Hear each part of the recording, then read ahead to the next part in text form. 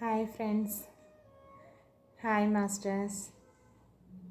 అందరికీ నా యొక్క హృదయపూర్వక అభినందనలు, నమస్కారాలు తెలియజేస్తున్నాను.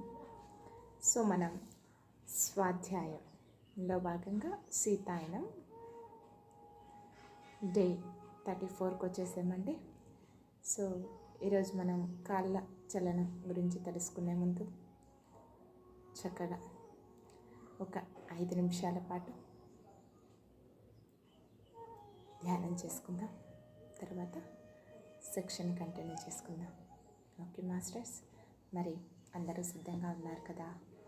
చక్కగా ఉన్న చోటనే స్థిరమైన సుఖ ఆసనంలో కూర్చోండి. వెన్నుపూసని టారుగా ఉంచండి. మీ 2 చేతుల్లో ఒకదానికొకటి వేళ్ళలోకి వేలు పెట్టుకొని ఉంచుకోండి. కాళ్ళు 2 చక్కగా క్రాస్ చేసుకోండి. మీ 2 కళ్ళను కూడా క్లోజ్ చేసుకోండి. ఓకే మాస్టర్స్, దీర్ఘ శ్వాసను తీసుకోండి. నిదానంగా శ్వాసని బయటికి వదిలివేయండి.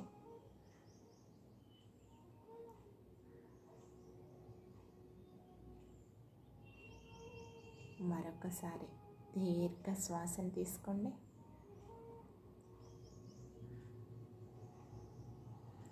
నిదానంగా శ్వాసని బయటికి వదిలివేయండి.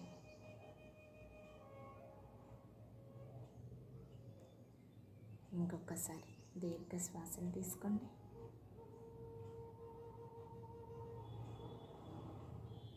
నిదానంగా శ్వాసని బయటికి వదిలివేయండి. ఇప్పుడు చక్కగా ఎంతో ప్రశాంతంగా శరీరం అంతా తేలికగా ఉంది కదా? సహజంగా జరిగే శ్వాసని గమనిస్తూ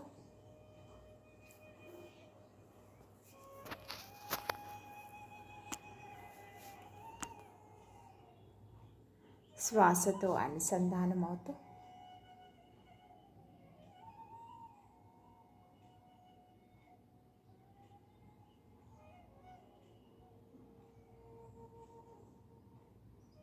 ఈ కొన్ని క్షణాలు మనతో మనం ఉంటూ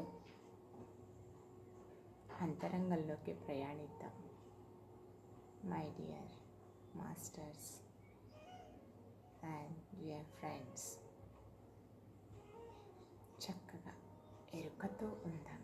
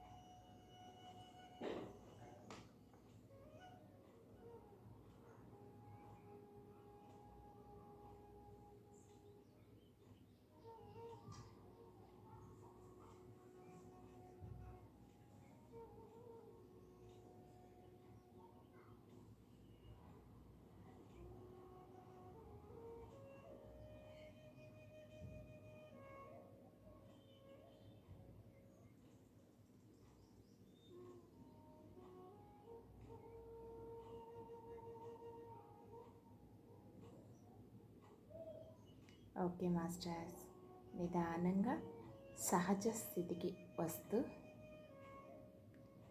మీ 2 చేతులను విడదీస్తూ మీ కంటి మీద పెట్టుకోండి. 5 4 3 2 1 0. మీ 2 చేతులను మీ కంటికి ఎదురుగా పెట్టుకొని నిదానంగా కళ్ళను ఓపెన్ చేయండి. Okay masters. ధ్యానం కంటిన్యూ చేసేవాళ్ళు చేయండి. మరి మనం సెక్షన్లోకి వెళ్దామా? కాలచలనం. ఐరోపాలో ఉద్భవించిన ఆధునిక పాశ్చాత్య దృష్టి చరిత్ర యొక్క రేఖీయ అభివృద్ధిని మాత్రమే, భూమిపై జీవితాన్ని పెరుగుతున్న సంక్లిష్టత వైపు ముందుకు నడిపించటాన్నే భౌతిక పరిణామంగా చూస్తుంది. ఈ చారిత్రక కోణం ప్రకారం మానవాళి క్రీస్తు పూర్వ యుగం 11,000 నుండి గుహాల నుంచి బయటకు వచ్చి చివరి హిమయుగం అంతమయ్యే హిమాని నదాలు ఉపసంహరించుకోబడి మహాసముద్రాలు 400 అడుగుల వరకు పైకి లేచి వర్షాలు సమృద్ధిగా కురవటానికి దారితీయగా అడవులు పెంపొందాయి. తరువాత కొన్ని సహస్రాబ్దాలలో మానవాళి వేటతో జీవనం సాగించే అస్థిర జీవనం నుంచి స్థిర నివాసాలు ఏర్పరుచుకున్న వ్యవసాయ జీవనానికి మళ్ళింది. ఇదే అభివృద్ధిగా పరిణామ పురోగతిగా కనిపించింది. ఈ కాలంలో మనోభివృద్ధి వలన అభివృద్ధి వ్యక్తివాదం వైపు మరలి ప్రకృతి నుంచి విడిపడి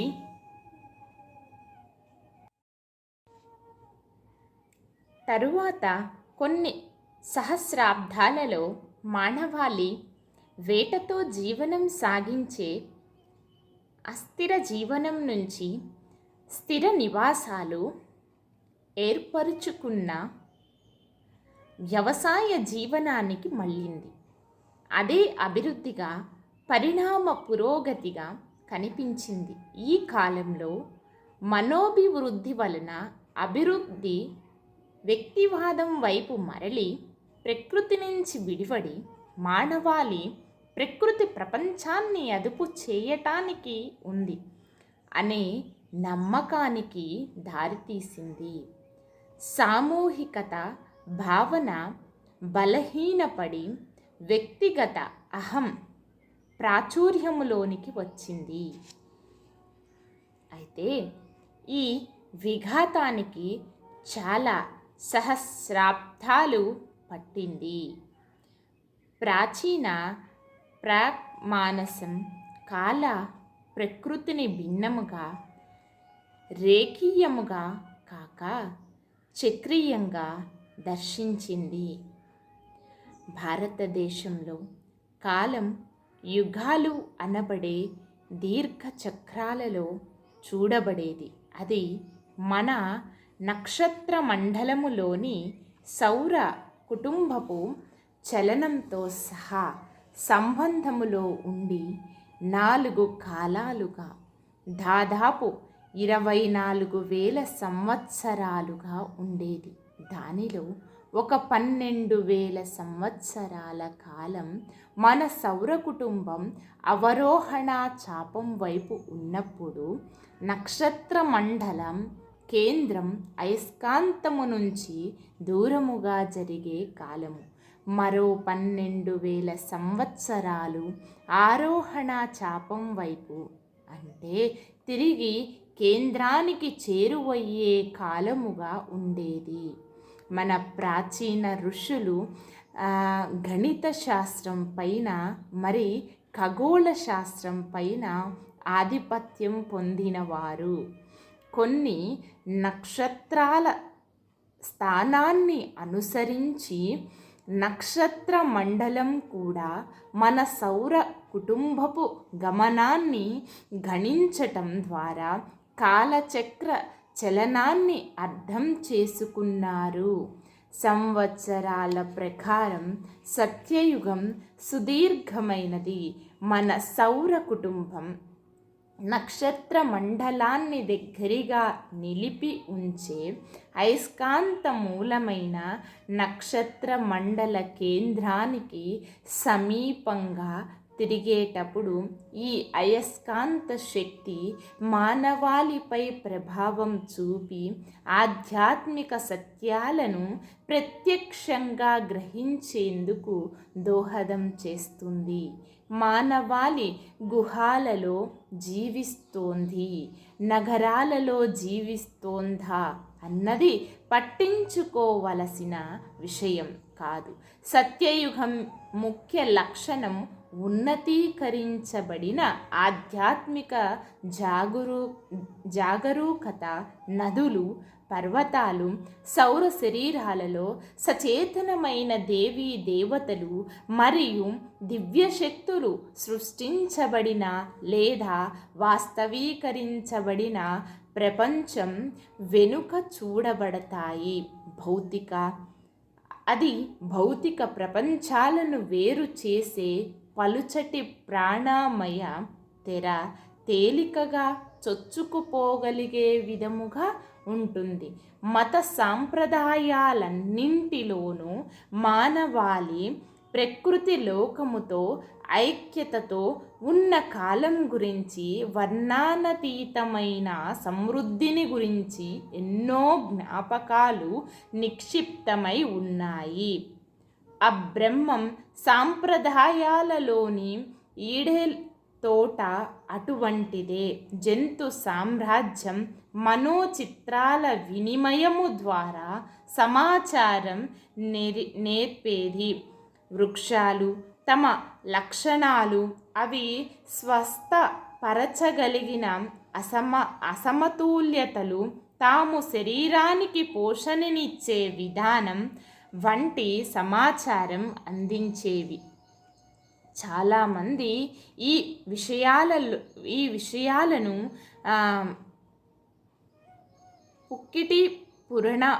పుక్కిటి పురాణాలు అనో లేదా సంకేతంగా చెప్పబడిన కథలు అనో కొట్టిపారవేసినప్పటికీ ఈ గ్రహం మీద సమృద్ధి ప్రవాహము, ప్రకృతి సస్వరస్వంతో సమతుల్యతతో కూడిన బంధము ఉన్నప్పటి సామూహిక జ్ఞాపకాల అవశేషాలను అవి స్పష్టంగా కలిగి ఉన్నాయి. తరువాతి కాలం త్రేతాయుగం అయస్కాంత కేంద్రం నుంచి దూరంగా జరిగే అవరోహణ చలనం. త్రేతాయుగంలో మానవాళి అయస్కాంతపు ప్రకృతిని, కాలాన్ని గ్రహించగలిగి భూత భవిష్యత్తులను దర్శించగలిగేవారు. కానీ ఆధ్యాత్మిక గ్రాహ్యతలు మాత్రం సత్యయుగంలో లాగా ఉండక ప్రకృతి లోకాన్ని సచేతనం చేసే దేవాల గ్రాహ్యత కనుమరుగవటం ఆరంభమయ్యింది. తరువాత వచ్చేది ద్వాపర యుగం. దీనిలో ఆ గ్రాహ్యతలు మరింత క్షీణించినప్పటికీ ఇంకా మానవాళి విద్యుత్ శక్తుల ప్రకృతిని గ్రహించగలిగే ఉంటుంది. ఈ యుగంలో మానవాళి అంతరిక్షపు బాహ్య లోకాలను లోబరుచుకోవటంపై కేంద్రీకరిస్తుంది. అవరోహణ యుగాలలో చివరిది కలియుగం. అదృష్టవశాత్తు అది చాలా చిన్నది. దానిలో కేవలం పదార్థ ప్రపంచము మాత్రమే గ్రహించబడుతుంది తప్ప ఏ ఉన్నత శక్తులు గ్రహించబడవు. కొన్ని పురోగమించిన ఆత్మలు మినహా సాధారణ మానవాళి భౌతిక విశ్వాన్ని దాటినదేది గ్రహించలేదు. ఆ తరువాత మనం కాలచక్రపు ఆరోహణ విభాగములోకి ప్రవేశించి కలియుగము నుంచి ద్వాపరయుగములోనికి, ఆ పైన త్రేతాయుగము మరి సత్యయుగములోకి ప్రవేశిస్తాం. అవును, సత్యయుగం మళ్ళీ వస్తుంది, కానీ సుదూర భవిష్యత్తులో అయినప్పటికీ మన సౌర కుటుంబపు స్థితి ఏదైనా ఆ చైతన్యంలో జీవించేవారు సామూహిక చైతన్య స్థాయికి ఇంకా పరిణితి చెందని వారు ఎప్పుడూ ఉంటారు. మనుష్యులు భిన్న స్థాయిల ఆధ్యాత్మిక పరిణితిలో ఉంటారు కనుక మానవ జాతిలో నిరంతరం విస్తృత చైతన్య వర్ణమాల వాస్తవీకరించబడుతూ ఉంటుంది. ఈ చక్రంలో మనం ఇప్పుడు ఎక్కడ ఉన్నాం?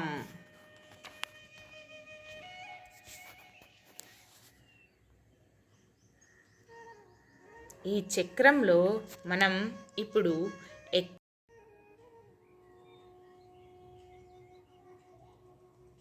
చక్రం ఈ విషయం గురించి సంపూర్ణ అంగీకారం లేదు. దానికి కారణం ఈ మధ్య అంతమైన కలియుగం మన ఆధ్యాత్మిక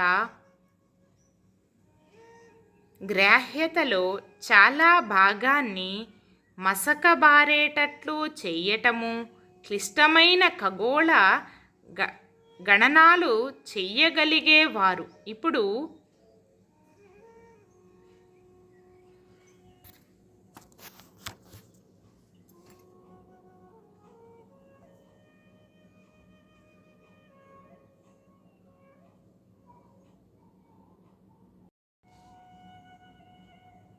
క్లిష్టమైన ఖగోళ గణనాలు చెయ్యగలిగేవారు ఇప్పుడు లేకపోవటము, మా పరమ గురువు పూజ్యశ్రీ యుక్తేశ్వర్ గిరి గారు ఖగోళ గణిత శాస్త్రాలలో నిష్ణాతులు.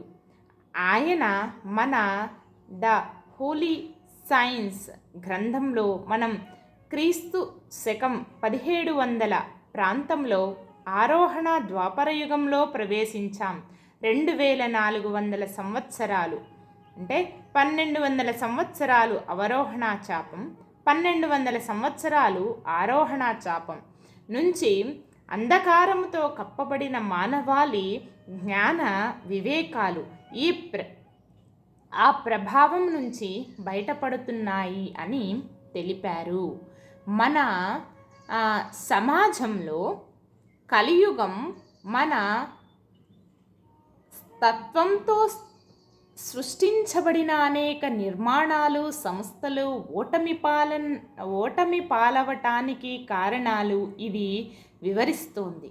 క్రమక్రమముగా వాటి స్థానములో ఒక ఉన్నత స్థాయి జాగరూకతను ప్రతిబింబించే సంస్థలు, నిర్మాణాలు చోటు చేసుకుంటాయి. కొందరు మనం ఇంకా కలియుగములోనే ఉన్నామని, కలియుగ చక్రం ఇంకా చాలా కాలం ఉంది అని అంటారు. నాకు ఈ విషయాలలో పెద్దగా పరిజ్ఞానం లేదు.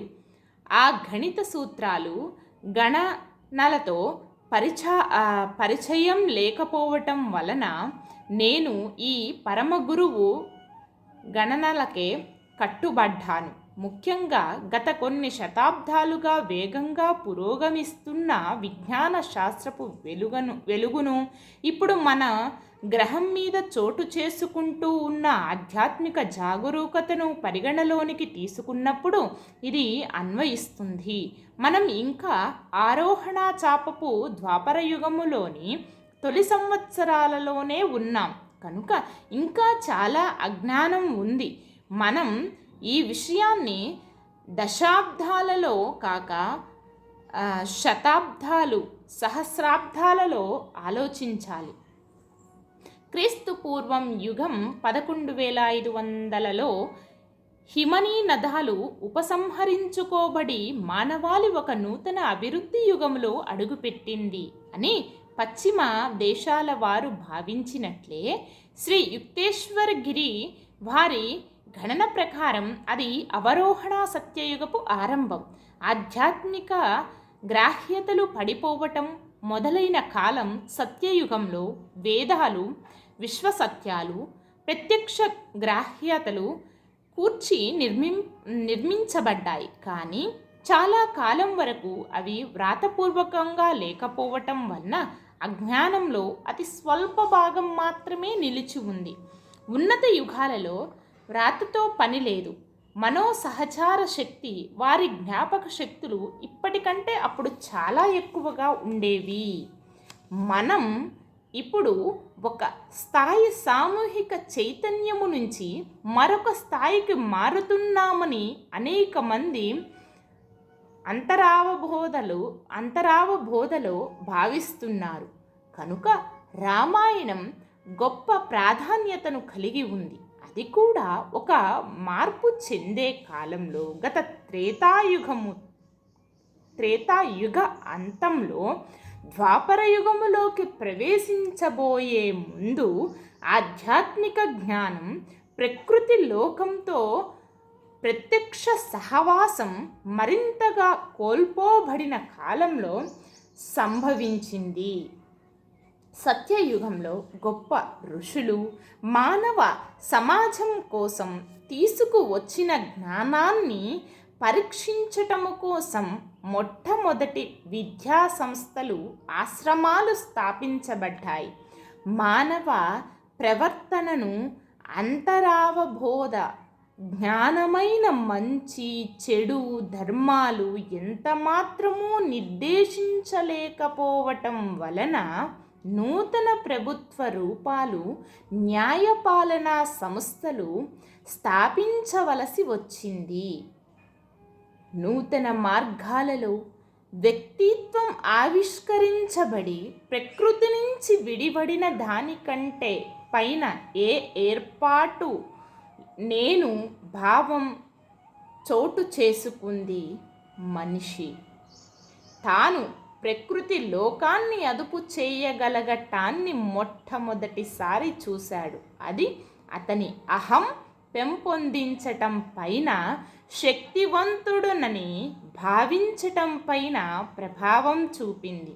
శక్తి పెంపొందుతూ ఉండటం, భౌతికంగా మరిన్ని పొందాలనుకోవటానికి, మహత్తరంగా ఉండాలనుకోవటానికి పురికొల్పి అత్యాశను పెంపొందించింది. లింగ బంధాలు మార్పు చెందాయి. స్త్రీ ఋషులు పవిత్ర జ్ఞానపు వ్యక్తీకరణలో పాలు పంచుకునేవారు. మానవాళి అవసరాలను తీర్చటంలో, నదులు లేని చోట నదులను ప్రవహింపచేయటంలో, అటవీ ఆహార బీజాలను నాటటంలో, ప్రతికూల శక్తులను తీర ప్రాంతాలలోని నిలిపి ఉంచటంలో తోడ్పడ్డారు. మంత్రాల ద్వారా, మాటలలో పవిత్రత ద్వారా జీవితములో సమృద్ధిని నిలిపి ఉంచేవారు. ఋషుల ఆశీర్వాదాలు, శాపాలు సహజ సక్రమ నిర్వహణకు ఉపకరించేవి.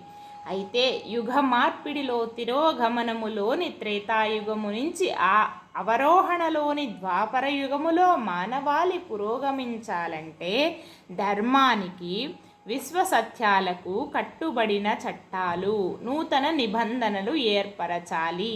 కేంద్రీకరణ అంతరతలాల నుంచి పదార్థ, భౌతిక లోకాల అభివృద్ధి వైపు మారుతోంది. ఇది కాలచలనం dear friends and dear masters. త్రేతాయుగంలో శ్రీరాముడు, సీతామాత చాప్టర్ రేపు కంటిన్యూ చేసుకుందాం. Okay, thank you.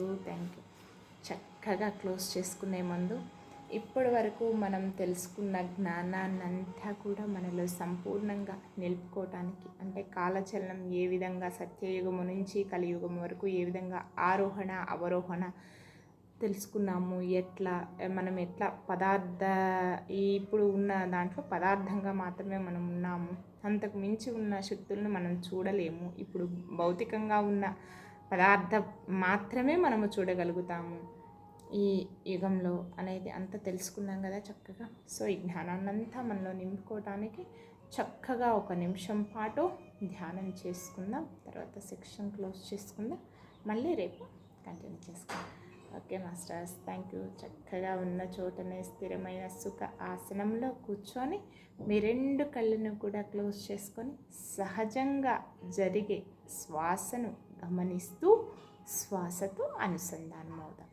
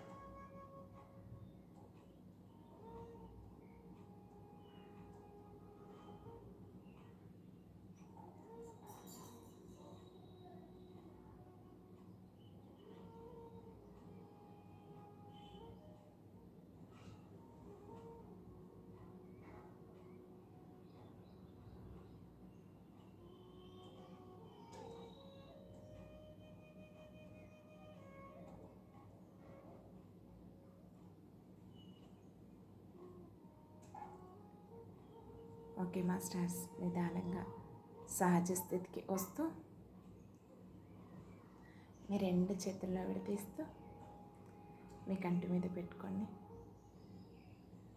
5, 4, 3, 2, 1, 0. మీ 2 చేతుల్లో మీ 2 చేతులు మీ కంటికి ఎదురుగా పెట్టుకొని నిదానంగా కళ్ళు నవ్వించండి. Thank you, thank you, thank you. సీతాయినం జ్ఞానం మరి అందరికీ పంచుదామా? Dear masters and my dear friends, thank you so much everyone.